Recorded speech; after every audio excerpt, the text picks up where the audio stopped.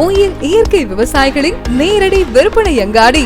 Healthy food, healthy living. Download today from Google Play Store. உயிர் online app, trusted by more than 10,000 families. Amit Shah பேச்சு வந்து தெளிவா ராகுல் காந்தியோட அவர் பிரதம மந்திரி ஆக முடியாதுன்னு சொல்லிட்டு அடுத்து அவர் சொன்ன வார்த்தை உதயநிதி சிஎம் ஆக முடியாதுன்றாரு. ஸ்டாலின் அடுத்த முறை சிஎம் ஆக முடியாதுன்னு சொல்லாம ஒரு உதயநிதியை ஏன் டார்கெட் பண்றாரு? அதிமுக பாஜக கூட்டணி ஒருவேளை ஜெயிச்சதுன்னா டெஃபினட்டா எடப்பாடி சிஎம் ஆவாரு. அந்த அமைச்சரவையில் பிஜேபி இடம்பெறும். அதற்கு எடப்பாடியும் தயாராகி விட்டார். ஆனா இந்த வெளியில இப்ப சொன்னா தன்னுடைய வாக்குகள் செதறிவிடும் என்ற காரணத்தால் அவர் சொல்லாம இருக்கார். ஸ்டாலின் பதவி விட்டு இறங்கணும். இதுக்கு எந்த தியாகத்துக்கும் தயார். தாசியம் ஆகணும். எடப்பாடிக்கு திமுக நகரணும். அமையக்கூடிய ஆட்சி அதிமுக ஆட்சியா இருக்கணும்னு கூட அவசியம் கிடையாது. அது என்டிஏ ஆட்சியா கூட இருக்கலாம். தாசியம் ஆகும். அது மனதளவில் தயாராயிட்டாரு. அண்ணா திமுகவும் கூட்டணி ஆட்சிக்கு தயாராயிடுச்சு. ஏன்னா இன்னொரு முறை திமுக ஆட்சி அவங்களால தாங்க முடியாது. யார் மக்கள் அதிகமா ஏமாத்துறதா போட்டி. இன்னைக்கு எடப்பாடி மிஞ்ச ஆரம்பிச்சாரு. இப்போ கல்யாணத்துக்கு மாப்பிள்ளைக்கு பட்டு வேஷ்டி பட்டு போடுவேன். நாங்க ஆட்சிக்கு வந்தோம்னா 1500 ரூபாய் கொடுப்போன்றாரு. எப்படி கொடுப்பேன்? ஏற்று துட்டு விட்ட அள்ளி விட வேண்டிதான். மகாராஷ்டிரால ஏமாத்துறானுங்க. போட்டி நான் வாக்குறுதி கொடுத்து இன்னைக்கு மொத்தமா ஓடிச்சிட்டானுங்க. அதை பாதி பேருக்கு மேல இன்னைக்கு கிடைக்கல. கிட்டத்தட்ட பல நாளிகள்ல வந்து 1/3 காலின்றாங்க. அதான் தமிழ்நாட்டில் நடக்குது. உங்க கஜானா காலி. யார் ஆட்சிக்கு வந்தாலும் 26ல கடுமையான முடிவுகள் எடுப்பாங்க. மக்களுக்கு பட்டை நமம் காத்திருக்கிறது. அதை மட்டும் ஞாபகம் வைத்துக் கொள்ளுங்கள். நெட்வொர்க்ஸ் நெஞ்சங்களுக்கு வணக்கம். நான் கார்த்திக். இன்றைய நேர்காணலில் நம்முடைய இணைந்திருப்பவர் மூத்த பத்திரிகையாளர் திருமணி அவர்கள். வணக்கம் சார். சார் வணக்கம் சார். இன்னைக்கு நெல்லையில பூத் கமிட்டி மாநாடு, பாஜகவுடைய பூத் கமிட்டி மாநாடு நடந்துகிட்டு இருக்கு. அதில் எல்லாம் பேசி முடிச்சுட்டாங்க. அண்ணாமலையிலிருந்து அமித்ஷா அவர்கள் வரைக்கும் எல்லாமே பேசி முடிச்சுட்டாங்க. அண்ணாமலை அவர்கள் ஒரு வார்த்தை சொல்லியிருக்கார். எடப்பாடி அவர்களை ஆட்சி கட்டளையில் அமர வைக்க வேண்டியது நம்முடைய கடமை. அதற்காக ஒவ்வொரு பாஜக பூத் கமிட்டி நபர்களும் வந்து வேலை செய்யணும் அப்படின்றத சொல்லியிருக்கார். அடுத்த கட்டமாக தேசிய ஜனநாயக கூட்டணி ஆட்சியில் வந்து உட்காரணும் அப்படின்றத சொல்றார். அடுத்ததாக அமித்ஷா அவர்கள் சொல்லும்போது என்டிஏ வந்து ஆட்சிக்கு வரணும். ராகுல் காந்தி ஒரு நாளும் பிரதமராக முடியாது, உதயநிதி முதலமைச்சராக முடியாது அப்படின்றத சொல்லியிருக்கார். அமித்ஷா அவர்களின் வருகை எப்படி பார்க்கலாம்? ஏன்னா இப்போ ஏற்கனவே எடப்பாடி அவர்கள் அந்த சிறப்பு பரப்புரையில் இருந்துகிட்டு இருக்கார். அண்ணாமலை அவர்களே வந்து இப்போ எடப்பாடியை வந்து அங்கே உட்கார வைக்கணும் அப்படின்னு சொல்றாரு. எப்படி பார்க்குறீங்க? ஆமாம், அண்ணாமலை வாயிலேருந்து எடப்பாடியை முதலமைச்சர் ஆக்கணுன்றது இட்ஸ் இன்ட்ரெஸ்டிங். ஏன்னா அவர் அந்த வார்த்தையை சொல்லாமலே இருந்தார். சில நாட்களுக்கு முன்பு பேசின வரைக்கும் கூட நடுப்புற கொஞ்சம் தொய்வு இருந்தது. ஏப்ரல் 11 அனௌன்ஸ் பண்ணார் எடப்பாடி. இவர் அமித்ஷா அனௌன்ஸ் பண்ணார் அதிமுக பாஜக கூட்டணியை அனௌன்ஸ் பண்ணிட்டு அவருடைய வலது பக்கத்தில் எடப்பாடியும் இடது பக்கத்தில் அண்ணாமலையும் இருந்தாங்க. அப்போ அமித்ஷா சொன்ன வார்த்தை, எடப்பாடி பழனிசாமிக்கு நேத்திருத்துவமே தமிழ்நாடுமே என்டிஏ சர்க்கார் பனேகா. எடப்பாடி பழனிசாமி தலைமையில் தமிழ்நாட்டில் என்டிஏ அரசாங்கம் அமையும் அப்படின்னு அவர் வெளிப்படையாக பேசினார். ஆனால் அதற்கு 4 நாட்கள் பொறுத்து கூட்டணியில் நாங்கள் இடம்பெறுவோம்னு அண்ணாமலை சொன்னார். அப்போ எடப்பாடி என்ன சொன்னார்னா, அது கூட்டணி என்டிஏ அரசு, ஆனால் அமைச்சரவை அதிமுக அமைச்சரவை தான் அப்படின்னு சொன்னார். இது இப்படியே போயிட்டே இருக்கும்போது ஒரு 10 நாள்ல போச்சு. ஏப்ரல் 22 பஹல்காம் இன்சிடென்ட் நடந்தது. அதன் பிறகு மே 17 வந்து ஆபரேஷன் சிந்தூர். ஸோ அந்த மாதம் மே ஃபுல்லாக அதில் ஓடிச்சு. மறுபடியும் ஜூன் மாதத்தில் பேச ஆரம்பிச்சாங்க. மதுரையில் ஒரு கூட்டத்தில் பேசும்போது எடப்பாடி பேரையே அமித்ஷா சொல்லலை, என்டிஏ அரசு தான் அமையும்னாரு. அண்ணாமலை அவர்கள் ஒரு பேட்டியில் சொல்லும்போது என்னை பொறுத்த வரைக்கும் கூட்டணி ஆட்சிலாம் கிடையாது, பிஜேபி ஆட்சி தான். இன்னொரு பக்கத்தில் பிரஸ் மீட் கொடுக்கும்போது அடுத்த சில நாட்கள் கழித்து இந்த கூட்டணி அமைஞ்சதுக்கு எனக்கும் எந்த சம்பந்தமும் கிடையாது அப்படின்னு வெளிப்படையாக சொன்னார். அதற்கு சற்று பின்போ அல்லது முன்போ என்று நினைக்கிறேன், அதற்கு பின்பு தான் தினமலர், தினத்தந்தி, இந்தியன் எக்ஸ்பிரஸ் 3 பத்திரிகைகளுக்கும் 10 நாள் இடைவெளியில் கொடுத்த பேட்டியில் அமித்ஷா அவர்கள் சொன்னது, தமிழ்நாட்டில் என்டிஏ அரசு அமையும், அதில் பாஜக இடம்பெறும், அது அதிமுகவிலிருந்து ஒருவர் முதலமைச்சர் ஆவார். இது அவங்க சொன்னது. ஸோ இது அவங்க கூட்டணியை சற்று பின்னுக்கு தள்ளுவதாகத்தான் கருதப்பட்டது. ஆனால் எடப்பாடி பிரச்சாரத்தை ஆரம்பிக்கும் போது நயினார் நாகேந்திரன் பிஜேபி தலைவர் வந்து அதில் கலந்து கொண்டார். இன்னைக்கு இன்ட்ரெஸ்டிங்லி முக்கியமான விஷயம், அண்ணாமலை வாயிலிருந்து நாங்கள் எடப்பாடியை அமர வைப்போம்னு தெளிவாக அமித்ஷாவை மேடையில் வச்சுக்கிட்டே சொல்லிட்டார் அவர். ஸோ ஐ திங்க் அந்த குழப்பம் ஓரளவு முடிவுக்கு வந்திருக்குன்னு தான் நான் நினைக்கிறேன். ஓகே. ஸோ இனிமேல் அதை பற்றி பேசுறதுக்கு ஒன்றும் இது இல்லை. ஏன்னா அதிமுக தரப்பிலிருந்து தெளிவாகப்படுத்த வேண்டும் என்று கேட்ட கோரிக்கை அடிப்படையில் இப்படி செய்யப்பட்டிருக்கலாம் என்று நாம் கருதலாம். அமித்ஷா பேச்சு வந்து தெளிவாக ராகுல் காந்தியோடு அவர் பிரதம மந்திரி ஆக முடியாதுன்னு சொல்லிட்டு அடுத்து அவர் சொன்ன வார்த்தை உதயநிதி சிஎம் ஆக முடியாதுன்றாரு. ஸ்டாலின் அடுத்த முறை சிஎம் ஆக முடியாதுன்னு சொல்லாம ஒரு உதயநிதியை ஏன் டார்கெட் பண்றாரு? ஒரு நல்ல யுக்தியா இருக்கா இல்ல எப்படி? ஏன் உதயநிதி ஏன் டார்கெட் பண்றாரு? இப்ப வந்து முதலமைச்சர் ஸ்டாலின், துணை முதலமைச்சர் உதயநிதி ஸ்டாலின். அடுத்த எலெக்ஷன்லயும் ஸ்டாலின் தலைமையில தான் திமுக எலெக்ஷன் சந்திக்க போறாங்க. முதலமைச்சர் வேட்பாளர் ஸ்டாலின் தான், உதயநிதி கிடையாது. அப்ப உதயநிதி ஸ்டாலின் ஆக முடியாதுன்னு எதுக்கு சொல்றாரு அவர்? வாய் தவறி சொன்னாரா அல்லது ஸ்டாலின் முதலமைச்சர் ஆக முடியாதுன்னு சொல்லியிருந்தா அது லாஜிக்கலி கரெக்ட் இல்ல வாரிசுகளின் அடிப்படையில சொல்றாரு, அதை தெளிவுபடுத்தணும். ஏன்னா ஃபுல் ஸ்பீச் நமக்கு இப்ப நம்ம வரல, நமக்கு ஓரளவு தான் நமக்கு வந்துகிட்டு இருக்கு. நம்ம மாலை 5:30 மணி அளவில் பேசிட்டு இருக்கோம். உதயநிதி பேரெல்லாம் ஒரு வாயை திறந்து சொல்றாருன்னா அதுதான் அதுல இருக்கக்கூடிய சூட்சமே. ஏன்னா கடந்த முறை நீங்க பார்த்திருப்பீங்க, அவர் இதுக்கு முன்னால கூட ஒரு தடவை உதயநிதி பேரை சொன்னதான் எனக்கு ஞாபகம். அந்த டாஸ்மாக் இஷ்யூல கூட வந்து மறைமுகமாக பெயர்கள் அடிபட்டன உங்களுக்கு வந்து. ஸோ உதயநிதி பெயரை வந்து உள்துறை அமைச்சர் சொல்றாருன்னா அது நம்ம வந்து கவனிக்க வேண்டிய ஒரு விஷயம்தான். எப்படி பார்த்தாலும் அவங்க வந்து அண்ணாமலை அவர்களுடைய ஸ்பீச்சில் எடப்பாடி தான் முதலமைச்சர்னு சொன்னோன்னா அந்த என்டிஏ கூட்டணிக்குள்ள இருக்க அந்த குழப்பம் நீங்க நம்ம தான் தெரியுது. ராகுல் காந்தியோட ஒரு உதயநிதியை அமித்ஷா ஒப்பிடுகிறார். அது என்னன்றது எனக்கு புரியல. உதயநிதியை ஏன் இப்போ கொண்டு வந்த ஒரு சீன்ல வைக்கிறாருன்னு புரியல. ஏன்னா ஆம்பிகுட்டிக்கு இடமே இல்லை. டிஎம்கே அலையன்ஸ் ஸ்ட்ராங்கா இருக்குது, தெளிவா இருக்குது. ஸ்டாலின் தான் முதலமைச்சர். உதயநிதி சிஎம் ஆக முடியாதுன்னு எதுக்கு சொல்றாரு? திமுக ஆட்சி வர முடியாதுன்னு சொல்லட்டும், ஸ்டாலின் வர முடியாதுன்னு சொல்லட்டும். திமுகவை வேரோட புடுங்கிடணும், அந்த ஆட்சி எடுக்கணும்ன்றாங்க. அதே நேரத்தில் உதயநிதியும் முதலமைச்சராக முடியாது அப்படின்றதையும், திமுக வேரோட பிடிங்கிட்டா ஆட்டோமேட்டிக்கா உதயநிதி வர முடியாது. உதயநிதி எதுக்கு நேம் பண்ணணும்? திமுக வேரோட பிடிங்கிடுவோம், மறுபடியும் ஸ்டாலின் முதலமைச்சர் ஆக முடியாதுன்னு சொன்னா அது கரெக்ட். ஓகே. திமுக வேரோட பிடிங்கிடுவோம், உதயநிதி சிஎம் ஆக முடியாதுன்னா அது என்ன அர்த்தம்ன்றது நமக்கு தெரியல. உதயநிதியோ ஹோம் மினிஸ்டர் நேம் பண்றாருன்னா கவனிக்க வேண்டிய விஷயம் அது. இல்லை, இன்னொரு முக்கியமான விஷயம் என்டிஏ ஆட்சி. அது ஒரு பக்கம். எடப்பாடி தான் இனிமேல் சிஎம் அப்படின்றதுனால இனி விவாதங்களுக்கு பெரிய பஞ்சமா இருக்கும் மீடியாக்கள். ஏன்னா எடப்பாடி அவர்கள் தான் வந்து இதுல முதலமைச்சர் கிடையாது, வேற யாராவது தான் வருவாங்க அப்படின்ற ஒரு பெரிய டிபேட் நடந்துகிட்டே இருக்கும்.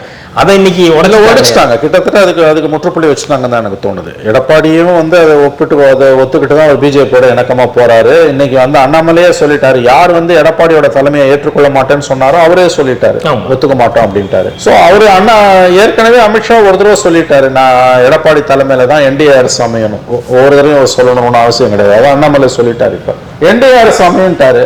அது வழக்கம் போல எடப்பாடி புது வியாக்கியானம் கொடுப்பாரு. என்டிஏ அரசு அமையும், ஆனா அமைச்சர் இருக்க மாட்டாங்கன்னு. ஒண்ணு மட்டும் ஆட்சி அமையும். இவங்க சொல்றது கூட்டணி ஆட்சி அமையும், அவர் சொல்றது கூட்டணி ஆட்சி. இது கதை. இது ஒண்ணு தெரிஞ்சுக்கோங்க, ஒருவேளை அவங்க கூட்டணி ஜெயிச்சதுன்னா, அதிமுக பாஜக கூட்டணி ஒருவேளை ஜெயிச்சதுன்னா டெஃபினட்டா எடப்பாடி சிஎம் ஆவாரு. அந்த அமைச்சரவையில் பிஜேபி இடம்பெறும்.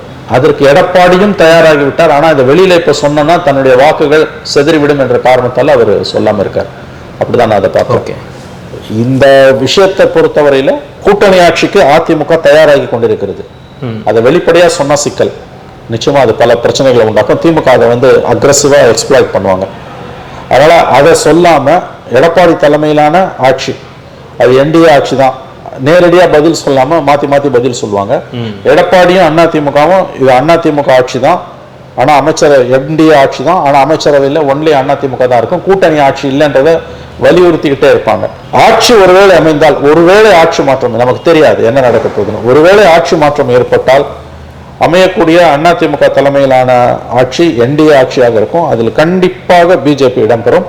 அதற்கு எடப்பாடியும் ஒப்புக்கொண்டு விட்டார். அதிமுகவும் மனதளவிலும் மற்றொரு விதத்திலும் தயாராகத்தான் இருக்கிறது. ஆனா அந்த முடிவை இப்ப சொல்ல மாட்டாங்க, சொன்னாங்கன்னா அவங்களுக்கு அது நெருக்கடியாகும். அதனால அவங்க அதை வந்து 11th ஹவர்ல தான் சொல்லுவாங்கன்னு நான் நினைக்கிறேன். இல்ல, அதிமுகவுக்கு இப்போது ஒரு மகிழ்ச்சியான விஷயமா பார்ப்பாங்களா? ஏன்னா தொடர்ந்து இது ஒரு கேள்வியாவே இன்னைக்கு அவங்களுக்கு ஒரு ரிலீஃப் தான் நான் பாக்குறேன். ஏன்னா அண்ணாமலை பெரிய முட்டுக்கட்டையா இருந்தாரு. இன்னைக்கு அண்ணாமலை வாயிலிருந்தே வந்துடுச்சுன்னு போது அவங்க ஃபைன், அதை தெளிவா அதை வந்து அவங்க வந்து இன்னைக்கு வந்து ஏடிஎம்கே ஒரு ரிலீஃப் தான் நான் பாக்குறேன். ஓகே, என்ன பொறுத்த வரைக்கும் மறுபடியும் அமித்ஷா சொல்லல. ஏன்னா அமித்ஷா ஏற்கனவே சொல்லிட்டாரு, ஒவ்வொரு தெரியுமா சொல்லுவாரு அவரு, என்டிஏ ஆட்சி அமையும், அமித்ஷா அண்ணாமலை வந்து எடப்பாடி தலைமையில தான் ஆட்சி அமையும்ட்டாரு. பட் டவுட்டிங் தாமஸஸ் திமுகவும் திமுக ஆதரவு நிலையில் இருக்கக்கூடியவர்கள் வந்து கண்டிப்பாக வந்து ஏன் எடப்பாடி இன்னைக்கு வாயை திறக்கல, அமித்ஷா ஏன் இன்னைக்கு வாய் திறக்கல, அமித்ஷா வந்து இன்னைக்கு சொல்லல எடப்பாடி தலைமையில வந்து அவங்களுடைய பூத் கமிட்டி மாநாடு. ஆமா, அதுல அவங்க என்ன பேசணுமோ அதை பேசி கூடுதலா எடப்பாடி அவர்கள் ஆக்சுவலா இன்னைக்கு வந்து அண்ணாமலை பேசினதுதான் ஒரு ஸ்டெப் கூட வந்து பேசியிருக்காரு. சொன்ன மாதிரி அவங்க பூத் ஏஜென்ட் மாநாட்டில்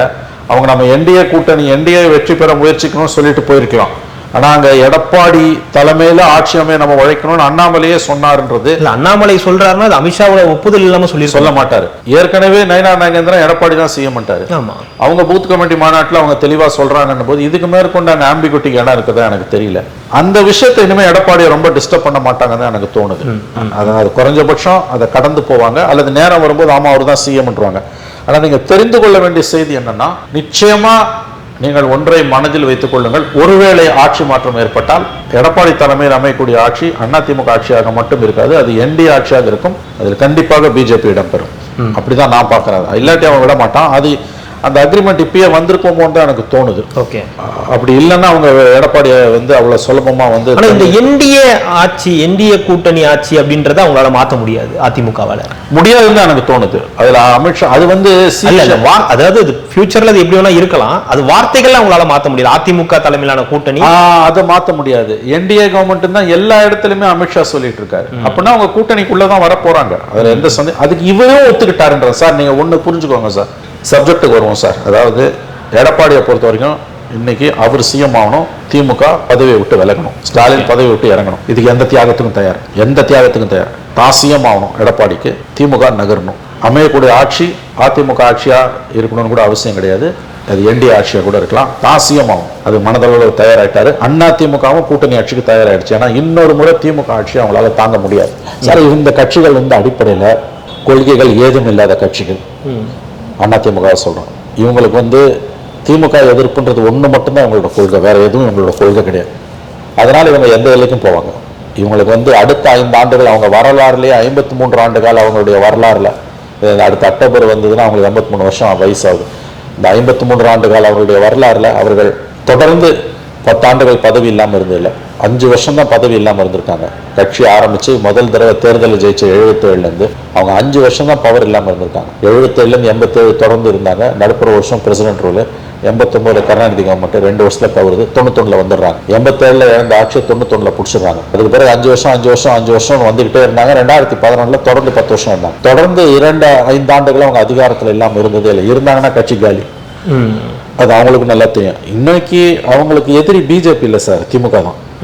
அதனால பெரிய கொள்கை விசாரணைகளுக்கெல்லாம் இங்க இடமே இல்லை. அது கூட்டணி ஆட்சியால மட்டும்தான் சாத்தியப்படும். எடப்பாடி சிஎம், பிஜேபி மந்திரி சபையில் தாராளமா ஒத்துப்பாங்க. மனதளவில் எடப்பாடியும் ஒப்புக்கொண்டு விட்டார், கட்சியும் ஒப்புக்கொண்டு விட்டது. இதெல்லாம் எலெக்ஷன் முடிஞ்சு கவர்மெண்ட்டின் கையில் வரும்போது 2 பேர் உள்ள வந்துட்டான் பிஜேபினா, அதெல்லாம் வந்து அப்போ பாலிடிக்ஸாக வேற மாதிரி மாறும்.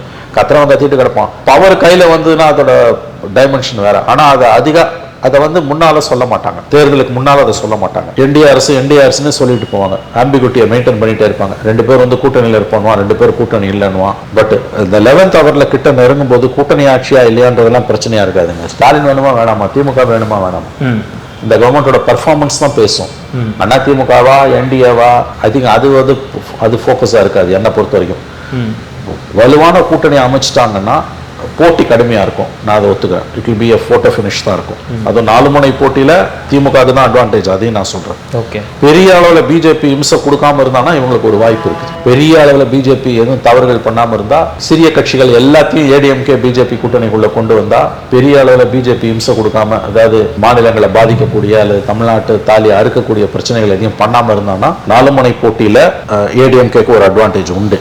ஆனா இப்ப இருக்கக்கூடிய இந்த சூழ்நிலை அப்படியே நீடிக்குது. தொடர்ந்து அவங்க தமிழ்நாட்டையும் மாநிலங்களையும் வஞ்சிப்பாங்க. திமுக ஒரு அப்பர் ஹேண்ட் எடுக்குது. திமுக எல்லா கட்சியும் உள்ள சேர்த்துக்குது. 4 முனை போட்டி, விஜயும் ஓட்ட உடைக்கிறாருன்னா அப்ப டிஎம்கேக்கு அட்வான்டேஜ்.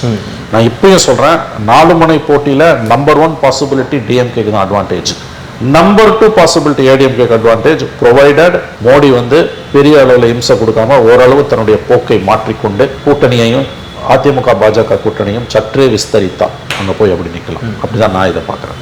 இன்னொரு பக்கம் அதிமுகவுடைய எடப்பாடி பழனிசாமி அவர்கள் தொடர்ந்து பரப்புரையை மேற்கொண்டுகிட்டே இருக்காரு.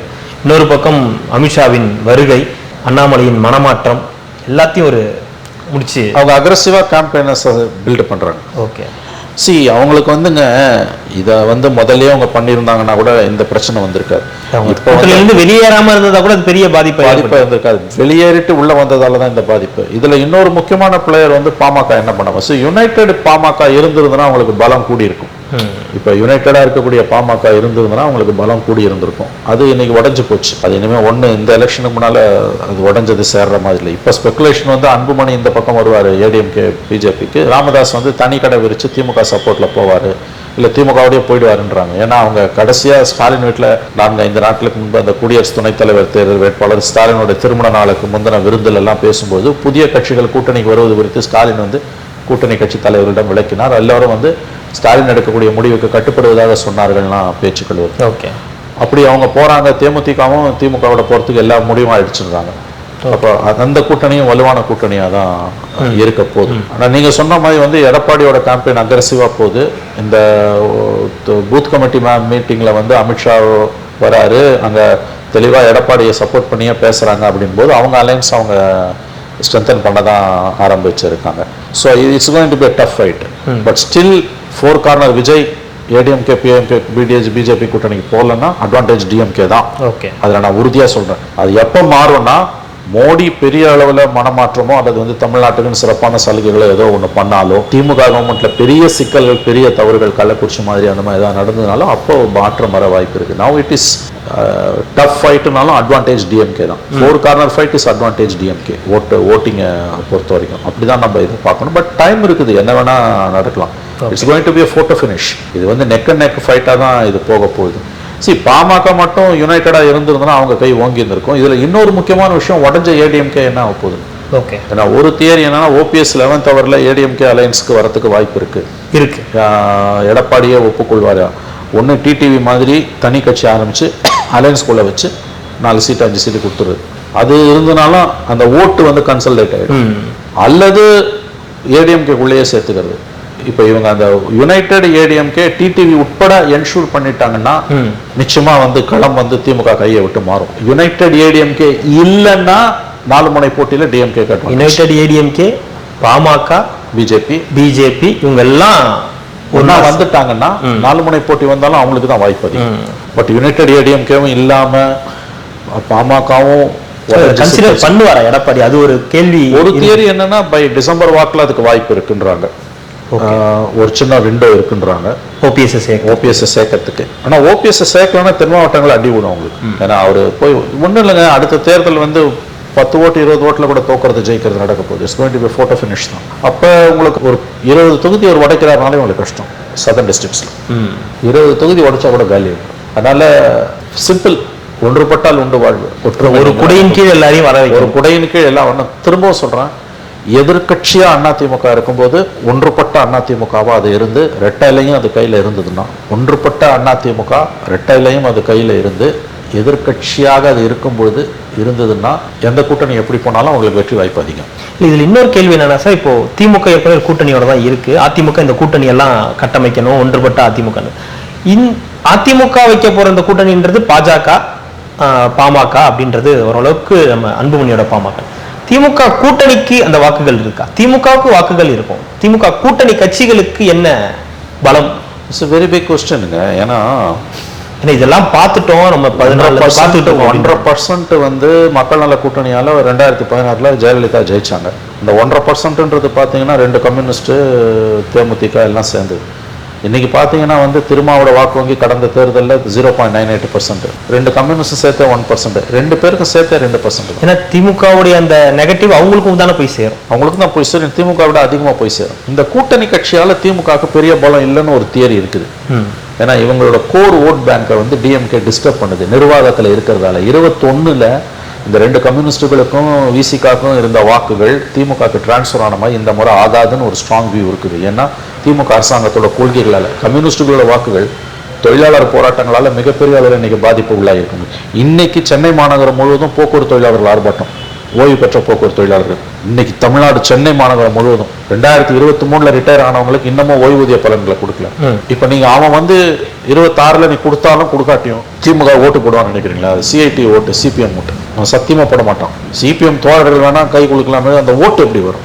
சாம்சங் தொழிலாளர்கள் என்ன சொன்னாங்க, மறக்கவும் மாட்டோம் மன்னிக்கவும் மாட்டாங்க. நள்ளிரவு கைதிகள் அடுத்த நாள் போய் இவங்க தோழமைத்து கட்சி தலைவர்கள் எல்லாம் பார்த்தப்ப மறக்கவும் மாட்டோம் மன்னிக்கவும் மாட்டோம். இவங்கெல்லாம் போய் ஒன்னா திமுக தலைவரை சந்திக்கிறாங்க, ஒட்டுமொத்தமா அவருடைய கல்யாண நாளுக்கு போய் வாழ்த்தெல்லாம் தெரிவிக்கிறாங்கன்னா கூட அது கீழே ஜில்லாவில் கீழே ஓட் பேங்க் எரோட. அதைத்தான் நான் சொல்றேன். 21ல் 10 ஆண்டுகள் அதிகாரத்தில் இல்லை. எல்லா பழியும் தூக்கி எடப்பாடி மேலேயும் எல்லா பழியும் தூக்கி மோடி மேலேயும் போட்டாச்சு. இப்போ எல்லா பழியும் தூக்கி நீ மோடி மேலே மட்டும் போட முடியாது. அதை சரிபாதியை தூக்கி நீ ஸ்டாலின் மேலேயும் போடணும். அப்போ ஓட் பேங்க் என்ன? அப்போ தலித் ஓட் பேங்க் எடுத்துக்கணும். தமிழ்நாடு முழுவதும் நடக்கக்கூடிய ஆணவ படுகொலைகள், கோயில்கள், எத்தனை கோயிலுக்குள்ள போக முடியல, எவ்வளோ பிரச்சனை, அவங்க கொடி கம்பத்தை பல இடத்துல நட முடியல. அப்போ இந்த ஓட் பேங்கால என்ன லாபம் இருக்குன்றது $1 மில்லியன் கொஸ்டின். ஒன்று அது ஏடிஎம்கே போகும், இல்லை விஜய்க்கு போகும். பாமக உள்ள இருக்கக்கூடிய பிரச்சனை விஜய்க்கு போகுது. இடதுசாரிகள் போவாட்டும் விசிகா ஓட்டு கணிசமா போகுது. அது இருக்கிற 1% சதவீது. ஏன்னா ப்ரோ டிஎம்கே ஸ்டாண்ட் எடுக்கிறது உங்களுக்கு பிடிக்கலங்க. ஓகே, அவங்க வெளியில வந்து விசிகா தலைவர்களும் அவங்க எம்எல்ஏஸ் வேணா பல குரல் மன்னர்கள், அவங்க எப்படி வேணா பேசுவாங்க, போய் பேசுறாங்க, உண்மைக்கு மாறா பேசுறாங்க. அவங்க வாக்கு வங்கி 21 திமுக டிரான்ஸ்ஃபர் ஆன மாதிரி விசிகா வாக்கு வங்கி சத்தியமா 21 திமுகவுக்கு டிரான்ஸ்ஃபர் ஆகாது. இவங்க வேணா திமுகவோட இருக்கலாம், அதுல கணிசமான பகுதி விஜய்க்கு போகுது. அந்த கூட்டணின்ற பிம்பம் மட்டும்தான் இருக்கும்னு நம்ம பிம்பம் மட்டும் அப்படி சொல்ல முடியாது. ஆனா அதுல கணிசமான அளவு சேதாரம் இருக்குன்றது உண்மை. வெறுமனே பிம்பம்னு அப்படி குறைச்சு மதிப்பிட சேதாரம் இருக்கு. அதாவது அந்த 2021 ஃபோர்ஸ் அதுல இருக்கு, சத்தியமா கிடையாது. அதுல கணிசமான சேதாரம் இருக்கு. I can say go for 40% வரைக்கும் சேதாரம் இருக்கு. 40% வரைக்கும். என்னங்க பேசுறீங்க? சிபிஎம்மோட கோர் ஓட் பேங்க் எதுங்க? லேபர்ஸ் தானங்க. ஆமா. இன்னைக்கு தமிழ்நாட்டுல எத்தனை தொழிலாளர் போராட்டங்கள் நடந்துட்டு இருக்கு. மீடியா வந்து மனசாட்சியே இல்லாம 24 மணி நேரமும் 365 நாளும் அதிமுகவோட உட்கட்சி விவகாரத்தை அதிமுக பிரதிநிதி இல்லாம பேசுறதே கவனத்தை செலுத்திட்டு இருக்கு. இருதயமே இல்லாத மீடியா. ஆட்சி அதிகாரம், ஆட்சியோட இறுதி கட்டத்துல திமுக அரசு இருக்கு. இப்பயாவது திமுக அரசு கூண்டுல ஏற்ற வேண்டிய மீடியா இன்னமும் வந்து திமுகவை காப்பாற்றக்கூடிய வேலையை செஞ்சுக்கிட்டு இருக்கு. எப்படி செஞ்சுட்டு இருக்கு? அதிமுகவோட உள்விவகாரங்களை பத்தி, எதிர்கட்சியை பத்தி மட்டும்தான் பேசுது. இது அப்படியே டெல்லி மீடியா 12 வருஷத்துக்கு மேல அதிகாரத்தை இருந்த காங்கிரஸை பத்தியே பேசுதோ, அதையே தான் இவங்களும் பண்ணிட்டு இருக்காங்க. அதோட அர்த்தம் கீழே அதிருப்தி இல்லைன்றதா? எவ்வளவு கண்ணை திறந்து பாருங்க, இன்னைக்கு சிட்டியில நடந்த எத்தனை போராட்டங்கள். அப்போ அவங்க ஓட் பேங்க் போகுது இல்லைங்க. இப்ப முத்தரசனும் சண்முகமும் போய் கை குலுக்கிறதுல ஒரு அர்த்தமும் கிடையாது. அறிவாலயத்துல போய் அவன் ஓட் பேங்க் மாற போறது, அவன் மாறுது, கணிசமான அளவு மாறுது. இதுக்கு என்ன அர்த்தம்? அதுதான் 2+2 0 ஆகுன்றது பாலிடிக்ஸ். அந்த ஆபத்து அவங்களுக்கு இருக்குது. பட் அதே நேரத்தில் வந்து அது வந்து அந்த கூட்டணி வெறும் பிம்போன்னு நான் சொல்ல மாட்டேன். அதுல ஒரு கணிசமான டென்ட்னு வாங்க ஆங்கிலத்தில் சொன்னா அது இருக்குது. அதே மாதிரி காங்கிரஸோட ஓட் பேங்க் 4% மொத்தமா அப்படியே போகும் நீங்க சொல்ல முடியாது. பார்லிமெண்ட்னா போகும், ஓகே, அசம்பிளி அப்படி போகுதுன்னு சொல்ல முடியாது. அதுல ஓரளவாவது வந்து நிறைய இதெல்லாம் யோசனைகள் இருக்கு. ஆமா, பிடிக்காதவன் ஏடிஎம்கே குத்துவான். எத்தனையோ காங்கிரஸ் தோழர்கள் எனக்கு தெரியுங்க, காங்கிரஸ் பார்லிமெண்ட்ல கண்ண முடின்னு திமுக காங்கிரஸ் குத்துவான், அசம்பிளில ஏடிஎம்கே குத்துவான். ஏங்க 19லயும் 24லயும் ஸ்வீப் பண்ற டிஎம்கே அலைன்ஸ் அசம்பிளியில் இன்வெட்டிவ் அந்த அசம்பிளியில் எப்படி 75 சீட்டை பறி கொடுக்குது. 75 சீட்டுன்றது 13 லோக்சபா சீட்டுக்கு ஈக்குவல். அப்போ மக்கள் தெளிவா கூட்டணியா இருந்தாலும் பார்லிமெண்ட் வேற, அசம்பிளி வேற. அது இந்த 5 வருஷம் பொறுத்து எந்த கவர்மெண்ட்டும் மக்கள் கிட்ட போகும்போது அதிருப்தி பெரிய அளவில் இருக்கும். பட் ஸ்டாலினுக்கு இது நல்லா தெரியும். அதனாலதான் அந்த கூட்டணியை அவர் மேக்சிமம் பெருசாக விரும்புறாரு. நலத்திட்ட உதவிகள் இப்போ பொங்கலுக்கு 5000 ரூபாய் கொடுக்க போறாங்கன்றாங்க.